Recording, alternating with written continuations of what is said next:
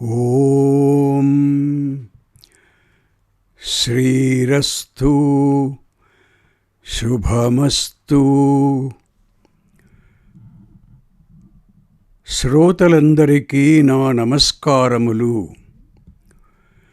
ఈరోజు 2022 సంవత్సరం జూన్ 9వ తేదీ, శోభకృత్ నామ సంవత్సరం, గ్రీష్మ ఋతువు, జ్యేష్ఠమాస శుక్లపక్ష దశమి. నా పేరు జంగా కృష్ణమూర్తి. వయస్సు 84 సంవత్సరములు. నెల్లూరు జిల్లాకు చెందినవాడను.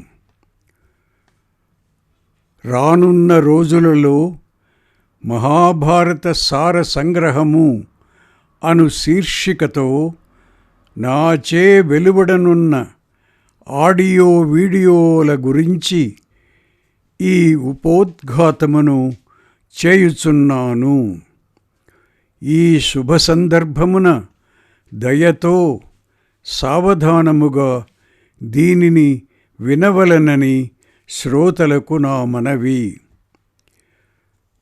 సాంప్రదాయబద్ధంగా ప్రప్రథమంగా భగవంతుని ప్రార్థన. ఓం గురుబ్రహ్మా గురుర్విష్ణుః గురుర్దేవో మహేశ్వరః గురుః సాక్షాత్ పరబ్రహ్మ తస్మై శ్రీ గురవే నమః.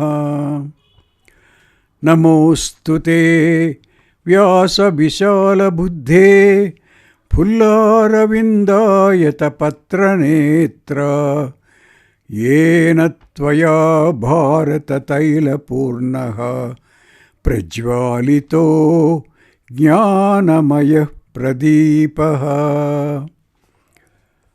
ఓం గణానాం త్వా గణపతిం హవామహే కవిం కవీనాముపమశ్రవస్తమం జ్యేష్ఠరాజం బ్రహ్మణాం బ్రహ్మణస్పత ఆనశృణ్వన్నోతిభిः సీదసాదనం.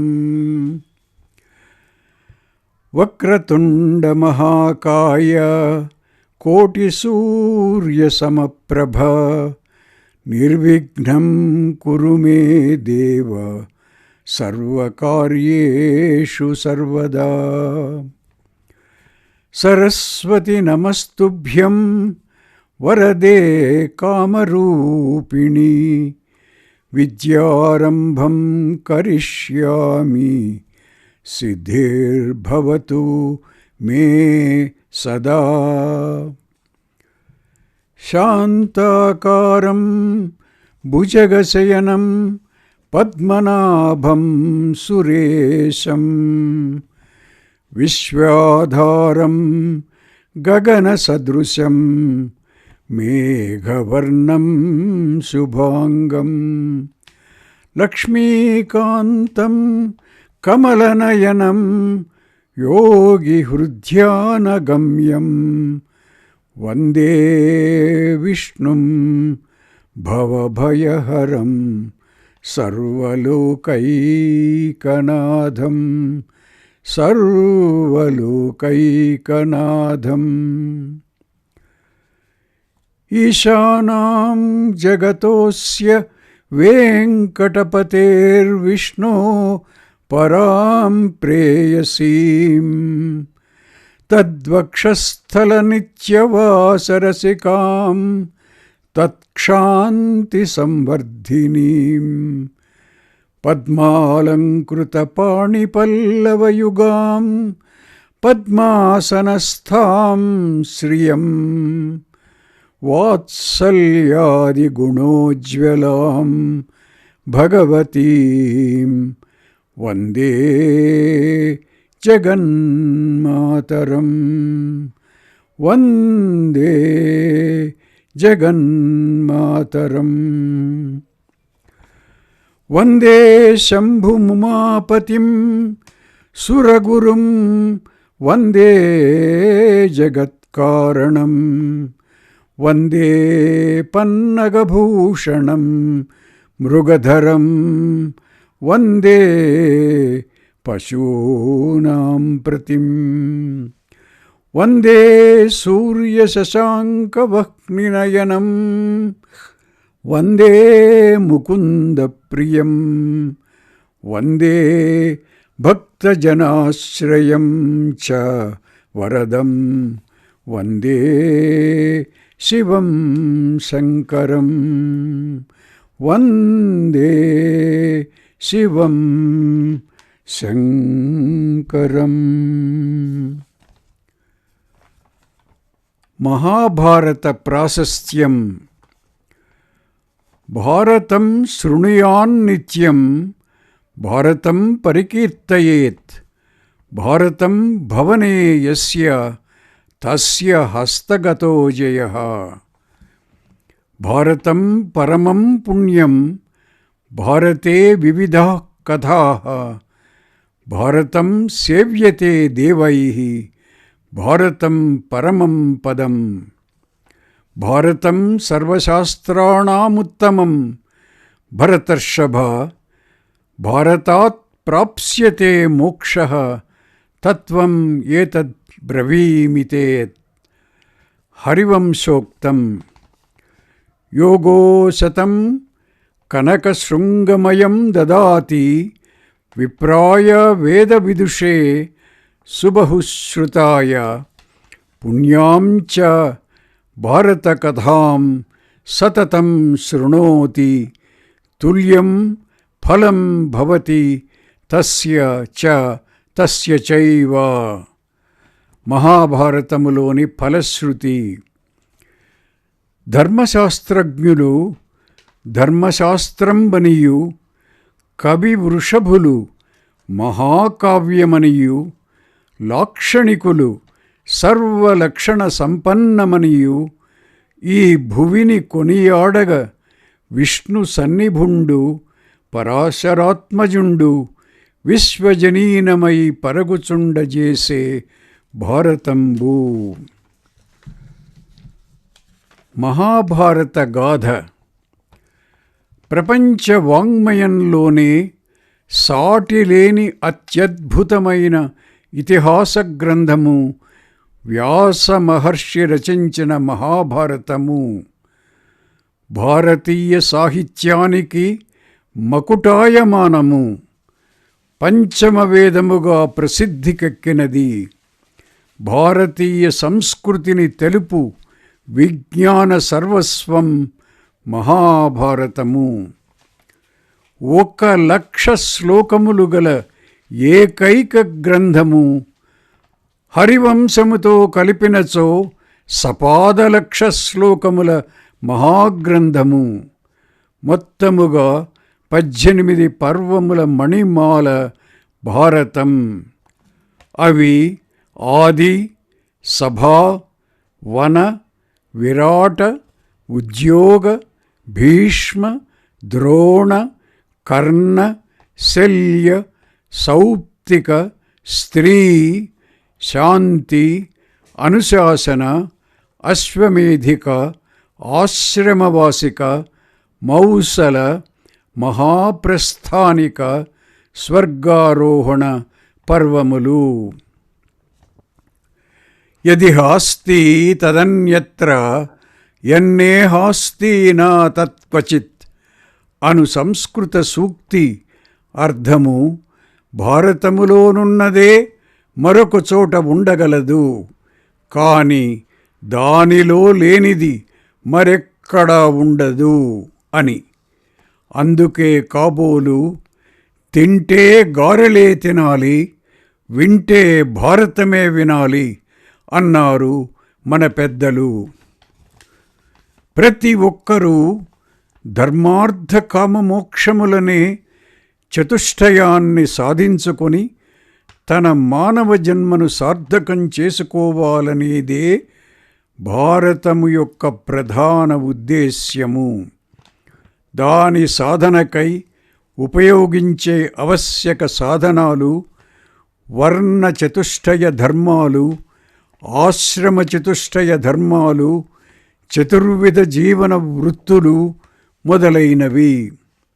వాటితో పాటు తపశ్శక్తి, మంత్రశక్తుల ప్రాశస్త్యాన్ని చూపుతుంది మహాభారతము. బాహ్యాడంబరాలేవీ లేని మానసిక శాంతిభరితమైన మానవ జీవనానికి చుక్కాణి మహాభారతము. మహాభారతము అతిపెద్ద గ్రంథము కావున సామాన్య తెలుగు ప్రజలు మహాభారతమును స్వంతముగా సంస్కృతములో గాని అనువదింపబడిన తెలుగులో కానీ చదువుకొనుటకు సాహసించరు. ఇది అందరూ ఒప్పుకోని నిజము.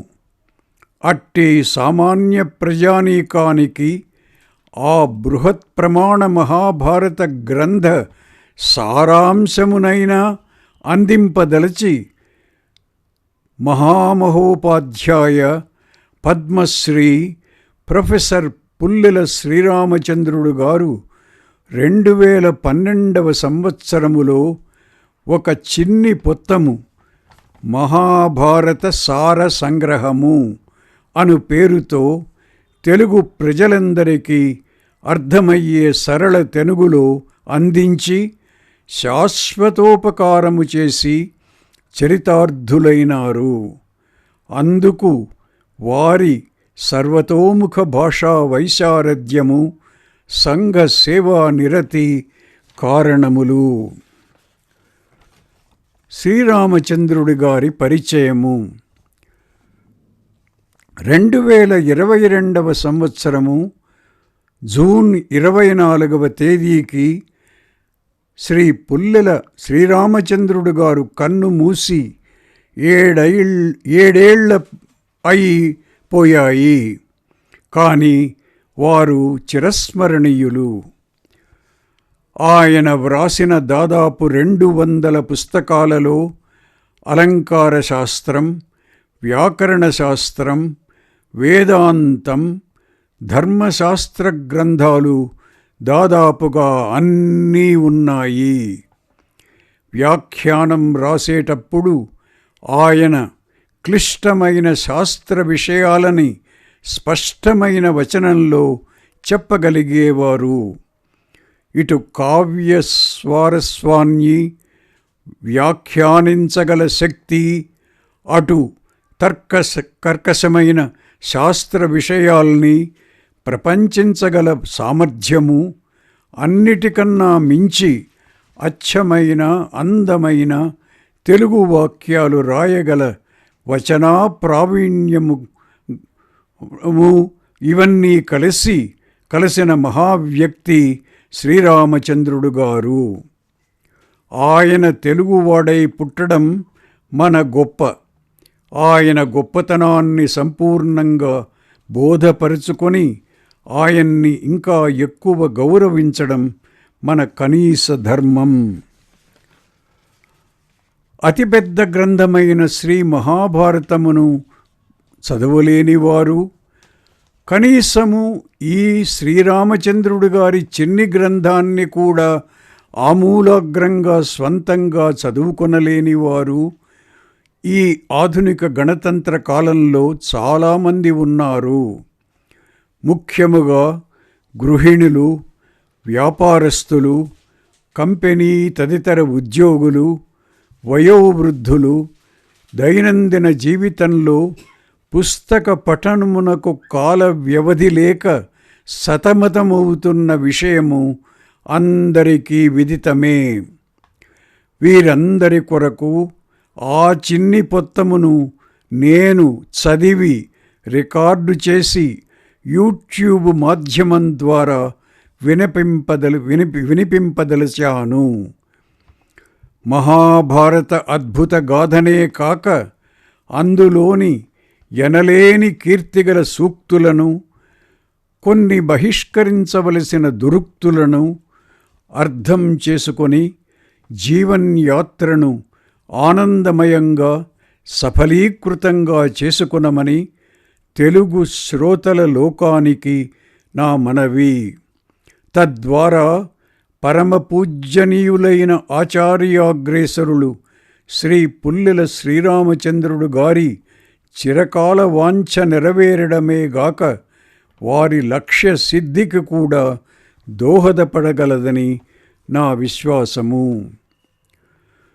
నా మిత్రుడు, గ్రంథకర్త కుమారుడు, పుస్తక ప్రకాశకుడు, కాపీ హక్కుదారుడు అయిన శ్రీ పుల్లెల సత్యనారాయణ శాస్త్రి గారి అనుమతితో, వారి అభినందనలతో, వారి తండ్రి గారి మహాభారత సార సంగ్రహమును తెలుగు ప్రజానీకానికి దాదాపు 200 వీడియో ఆడియోల ద్వారా యూట్యూబ్ మాధ్యమం ద్వారా అందించదలుచుకున్నాను.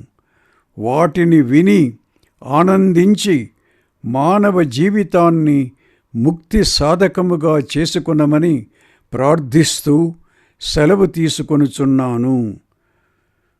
నారాయణం నమస్కృత్య నరం చైవ నరోత్తమం దేవీం సర్వసరస్వతీం వ్యాసం తతో జయముదీరయేత్. స్వస్తి. ఓం తత్సత్.